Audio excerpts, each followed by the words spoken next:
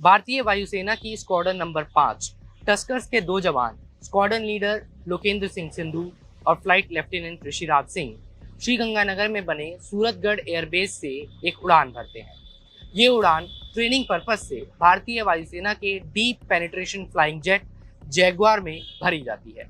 Squadron leader Lokendra Singh Sindhu flight instructor हैं और 23 साल के फ्लाइट लेफ्टिनेंट ऋषिराज सिंह इस वक्त अपनी ट्रेनिंग पर हैं। मगर ये विमान वापस लौटकर एयरबेस पर नहीं आता है।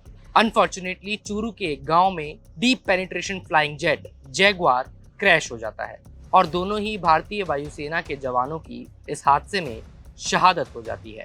44 साल के स्क्वाड्रन लीडर लोकेंद्र सिंह सिंधु का न्यू बॉर्न बेबी, उनका नवजात बेटा घर पर उनका इंतजार कर रहा है, जिसे शायद ये नहीं पता कि उसके पिता की अंतिम उड़ान भरी जा चुकी है।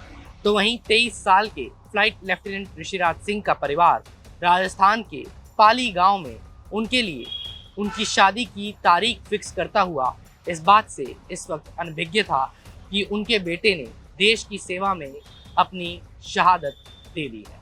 पिछले 6 महीनों में ये भारतीय वायुसेना के deep penetration flying jet Jaguar का तीसरा हादसा है।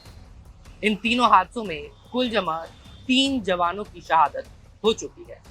इससे पहले मार्च के महीने में हरियाणा के पंचकुला में, तो वहीं अप्रैल के महीने में गुजरात के जामनगर में भी 2 क्रैश देखने को मिले थे। जामनगर में हुए क्रैश में पायलट की शहादत हो गई थी, तो वहीं उनके साथी इंजर्ड हुए थे।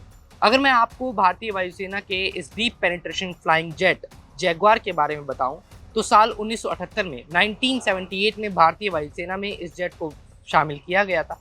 ब्रिटिश फ्रेंच द्वारा मैन्युफैक्चर किए जाने वाला एक ये विमान है, जिसकी खासियत है लो लेवल पर फ्लाई करना। जैसा इसके नाम से भी स्पेसिफाई होता है, डीप पेनिट्रेशन फ्लाइंग जेट, जिसकी वजह से दुश्मन से बचते हुए इस विमान को दुश्मन की टेरिटरी में काफ़ी अंदर तक पेनिट्रेट किया जा सकता है।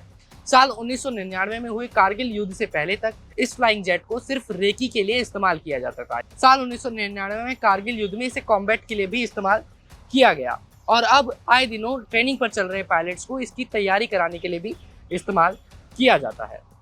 लेकिन पिछले 6 महीने में हुए 3 हादसों ने अब कुछ सवाल खड़े कर दिए हैं।